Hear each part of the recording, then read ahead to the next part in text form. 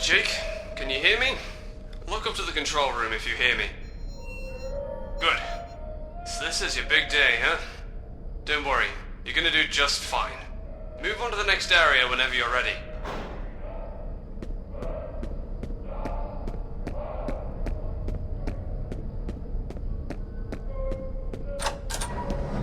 Alright, let's start with the basics.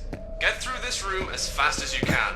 Jump, duck, climb, crawl through the vent, and get up to the ladder on the other side. If you jump and then crouch in midair, you'll be able to climb some high spots. You just need to time it right. You can even climb in very tight areas like vents by doing so. As you can see, doing a lot of physical action will tire you quite a bit. You want to make sure you don't run out of stamina, or else you won't be able to jump, sprint, or stay underwater for too long.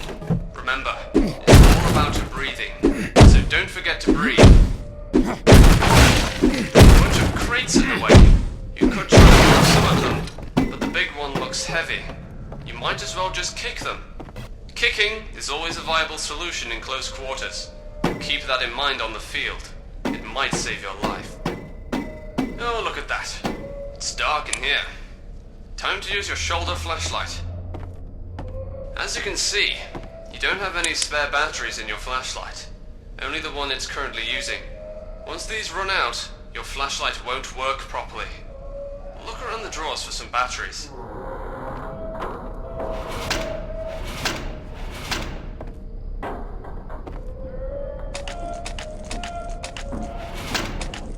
Isn't that better? A working flashlight and night vision. Keep in mind that a flashlight is very noticeable, especially in the dark. That's why you have your night vision to remain undetected. But keep in mind, it uses twice as much battery as your flashlight. Okay, see that lever near the door? Flip it. See that door with a keypad on it? It has a randomized code system. The code changes every 10 seconds. You will find the code somewhere on a tablet in the drawers. The code on the tablet updates accordingly. When you find it, you'll have to type it in before it changes. Well done. Remember to be accurate when you use keypads. Some of them might have a limited number of tries.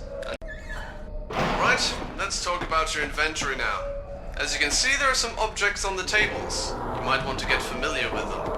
You can't carry everything you find out there. You have to think about what you will need the most, and that's your decision. The medkit is your best friend. It will stop any bleeding you might have and allow you to get right back into the action. The bandages will help to stop the bleeding if you get injured. The health spray will clean the wound and make you feel a bit better. Glow sticks and flares can help you out if you don't have batteries. But keep in mind, flares are loud and won't help you remain undetected. The body armor and helmets will reduce the amount of damage you take, protecting you from potential bleeding effects. We rarely are in combat situations that last more than a day, but you always want to make sure you have a few protein-heavy rations and sugar-heavy drinks with you. You need to be at your maximum potential, and feeding yourself correctly is a very important part of making sure you give it your best. Keep it in mind.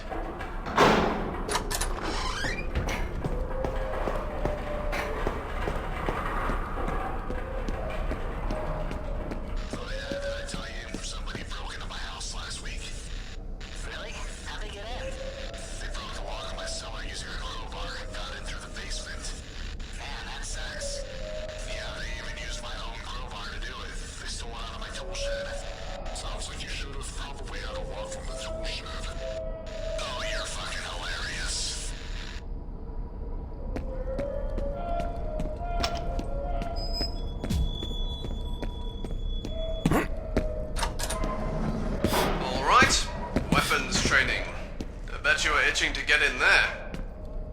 Let's start with the sidearms, and we'll work our way up. Grab the Glock on the table. This is a quality, it's light, deadly, and it's reliable. try to hit the bottles on the concrete. As you can see, firing from the hip is not an easy business, especially with a sidearm. You might want to aim down your sights for better precision. Alright, nice shooting. Let's get to the submachine guns now. Pick up that MP5. I'm going to randomly pop up targets in the shed. I want you to hit them as they pop up.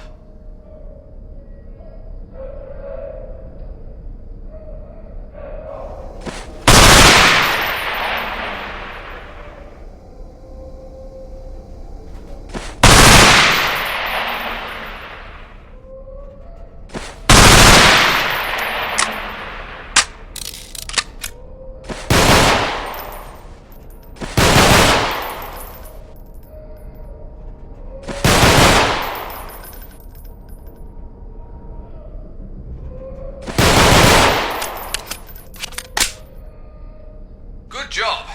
Now pick up another weapon from the table. Your choice this time.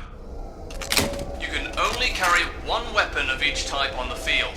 You need to be light on your feet, and carrying an arsenal isn't ideal. I'm gonna be popping up 2 targets now. Get ready.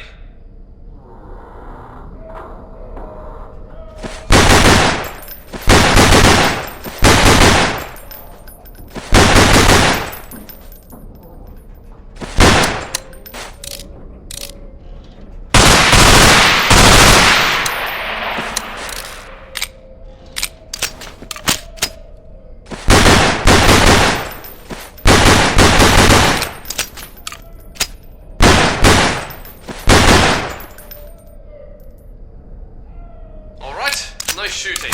You got this. Now let's move on to the next area for our tactical simulation. You can grab some ammo from the crates behind you before you move on.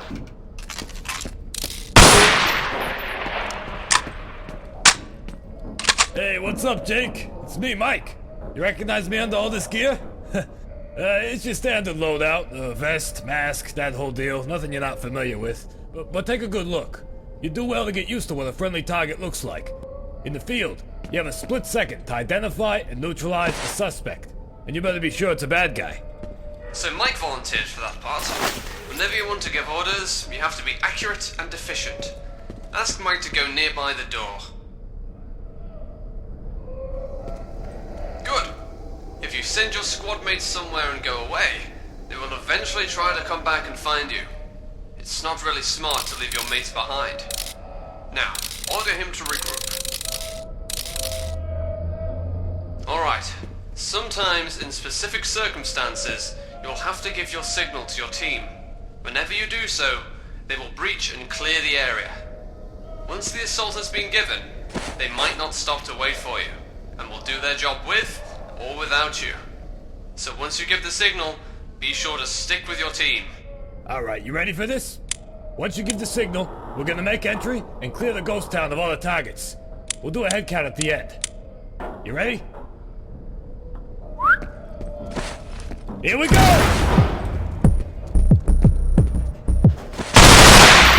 Target, second floor! Target, second floor!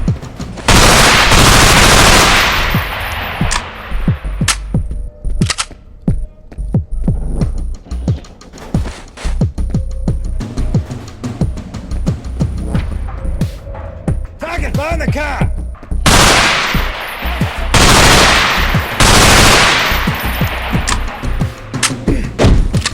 Jake, keep down the door.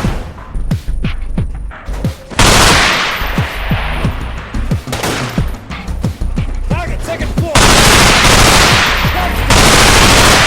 Target in the shed.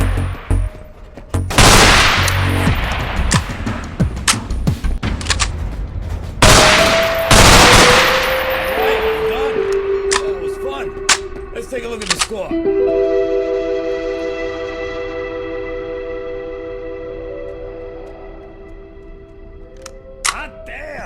You beat me on your first run? I don't believe it. Hey, who's training who here, huh? Alright, let's wrap this up. Stack up.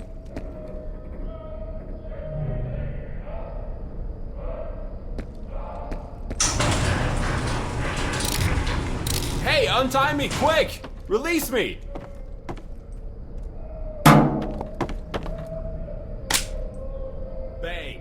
you're dead. And the last and most important of all rules. Everyone is a potential hostile. Do not take hostages for granted. You never know who is a perp. Appearances can be deceiving. Only use lethal force when necessary, but never let your guard down. Welcome to Special Weapons and Tactics, Jake.